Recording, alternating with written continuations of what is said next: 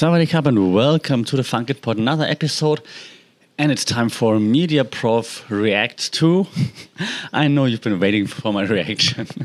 There's so many things to react to, but as I promised in the last episode, I promised I have to react to House of the Dragon, of course, because, well, it's the follow-up.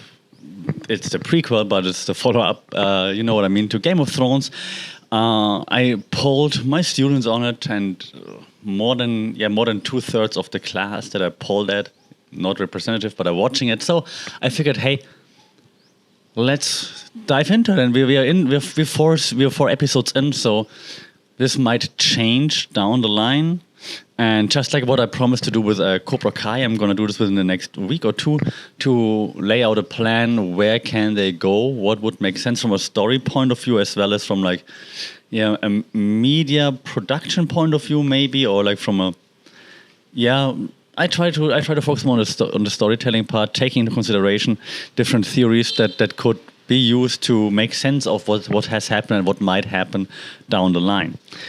So right now, a quick reaction to House of the Dragon. The first 4 episodes.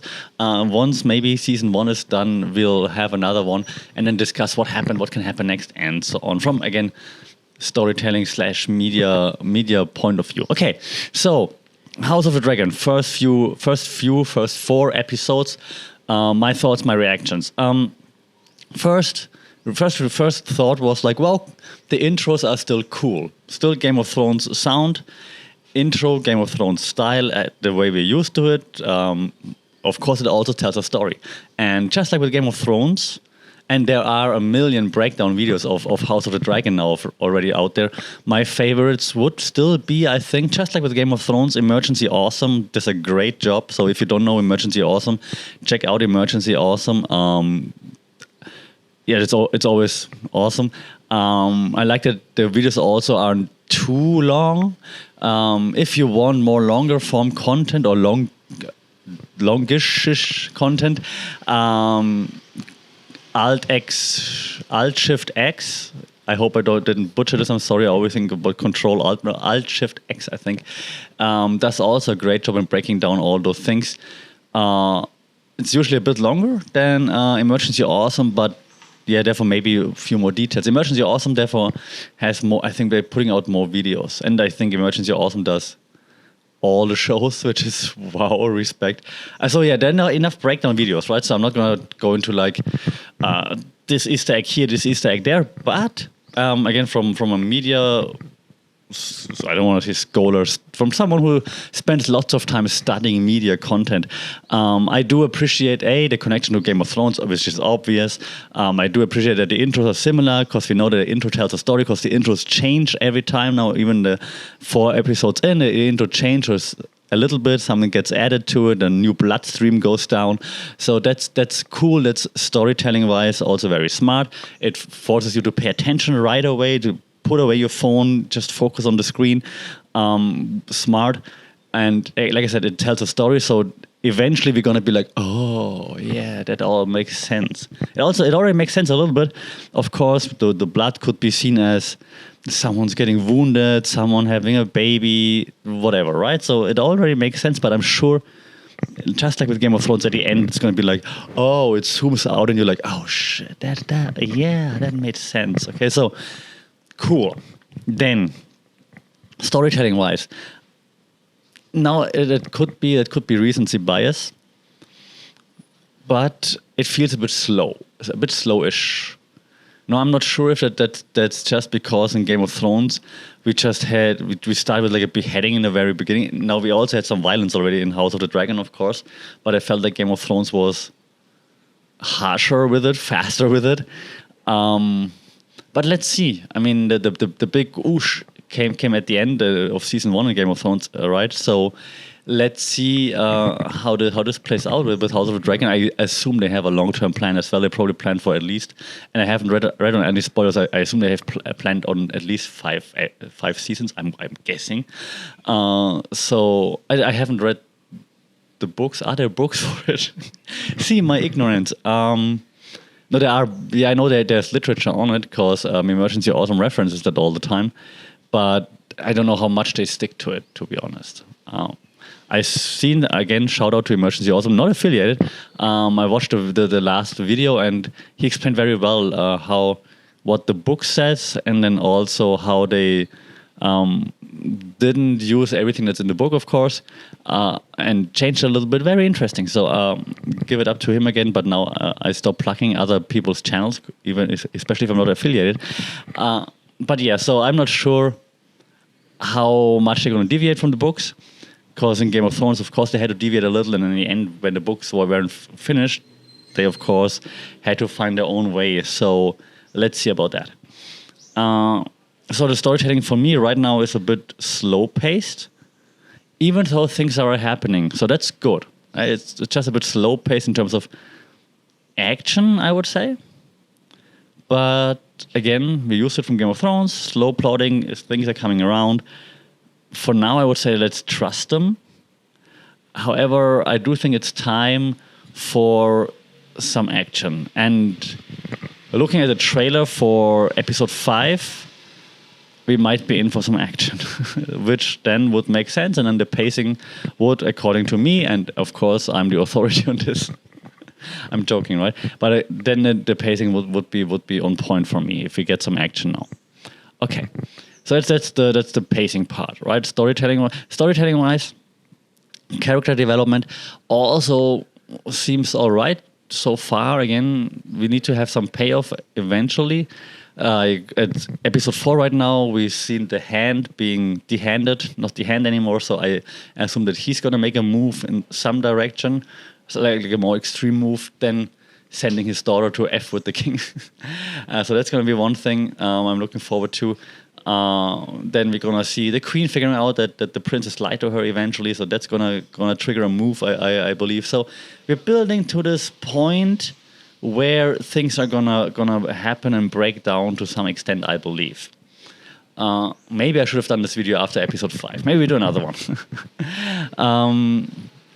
Yeah, so the slow build-up for all the characters, the character arcs, seems to be on pace, on point so far.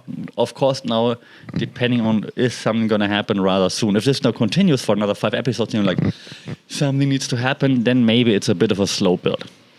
I do like to the king, in terms of you can see that he's losing patience, that he's very extreme in his feelings.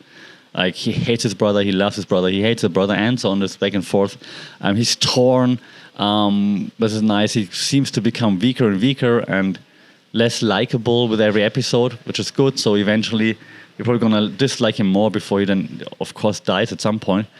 Maybe even at the hand of someone, of course. Yeah, so that's the story. Then the Mace has come into play. We haven't seen that much of them just yet. Yeah, so far, I'm happy. I think they're doing a good job in this building slowly. I think they're doing a good job in introducing characters, not too many at a time, which makes sense. You don't want to be just like, here, more new characters, so good. I do think that next episode, for example, we will see a new hand of the king, and probably going to be that dude who was advising him anyways before. So that's going to be interesting. So I think so far from a media production / theories point of view, without giving you too many of the theories, but you shouldn't be introducing too many new characters at a point, because it's going to be confusing. You should make sure that the audience can follow the development of the character, so you don't lose them. We need to be able to understand the characters' decisions. Even though we are against the decisions, we should be able to understand them.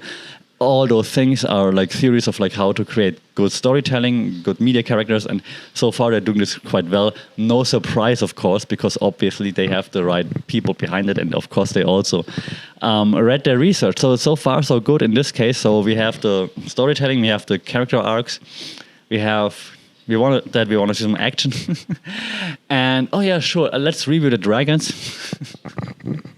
They're cool. That's my review. The dragons are cool.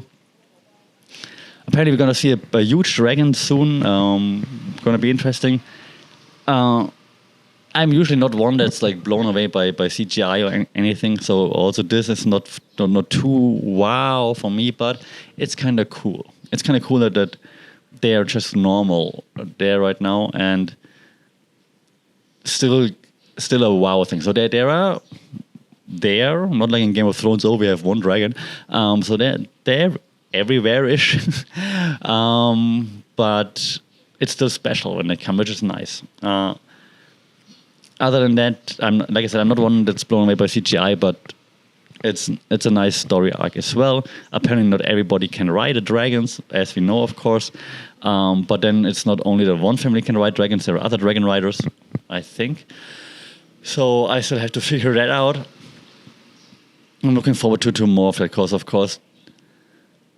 Now, while I'm saying this, pardon my coughing. While I'm saying this, I'm thinking, there should be there will be another story arc somewhere in there, of course, with the dragons eventually, who the dragon trusts and who not, and so on. Probably down the road.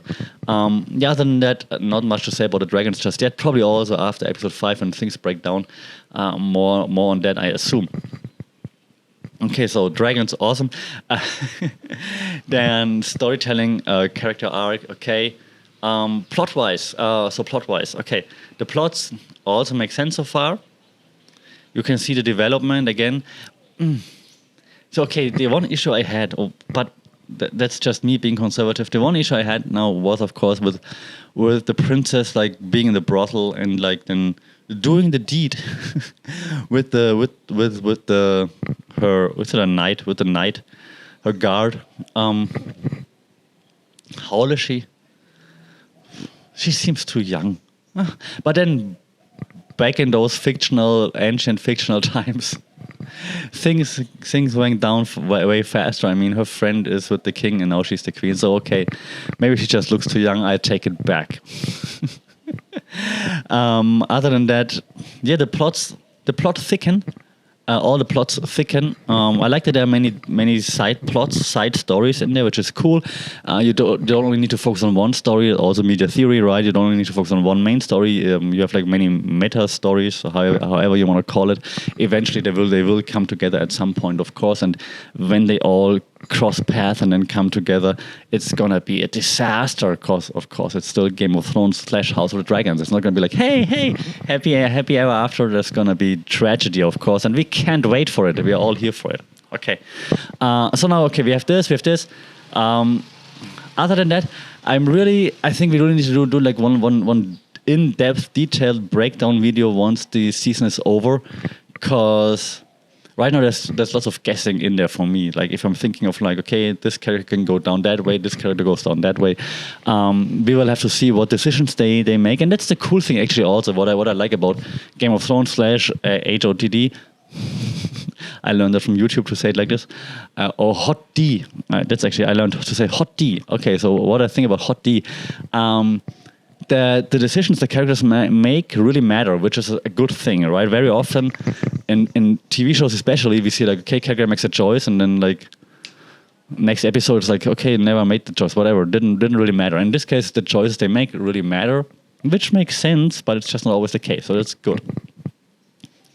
I am a fan, as you probably also are, of Damon, of course, the calculating, conniving, mean, still kind of good at heart, though, guy who sees that the king is weak and that everybody wants a throne, but also feels that he should be the next in line. So I like to see this character a lot. That's why probably he's gonna die unexpectedly or something. But so far, I do like this character the most, as many of you probably also.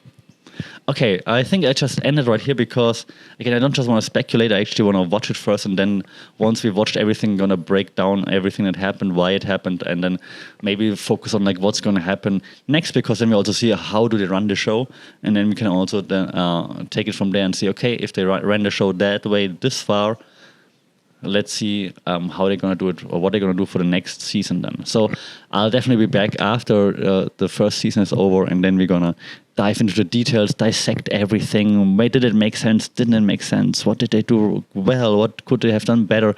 So there will be a super detailed video after the first season of HODT, House of the Dragons. Until then, do let me know, what do you think? Who's your favorite character? Do you think it's too slow paced? Is the pace all right? what do you expect to happen? What bothers you? What do you like so far? Are the dragons cool? Shout out in the comments. Let me know. I'm really curious to hear where you're at so far. And then after the season, we're going to meet again and we're going to dissect it in detail. Then I'm also going to tell you, if you want, let me know in the comments. Do you want me to really put out the theories that I see that are applied or are being applied in HODT? Because there are lots of media theories that they're using. Obviously, every show uses, to an extent, certain underlying media theories, like how to engage audiences and whatnot. Do you want this on the screen, or is it too much and I shouldn't be lecturing here? Really, let me know what works for you. I'm really happy to hear some feedback and then adjust the upcoming videos on that. So thank you very much for giving me your time for now. I appreciate it. Do like, share, subscribe if you want to. That would really help to reach a bigger audience, and then I know better how to adjust those videos, put more theories in there, have some visuals of those theories, whatever really works for the audience. I'm happy to try. If you want, if you're listening to the podcast, do rate it. That would really help to reach a bigger audience, and I would appreciate it very much. Until then, as always, stay safe, take care, keep your dragons warm, your dragon eggs warm, and I'll see and talk to you next time. Sawadee Kap.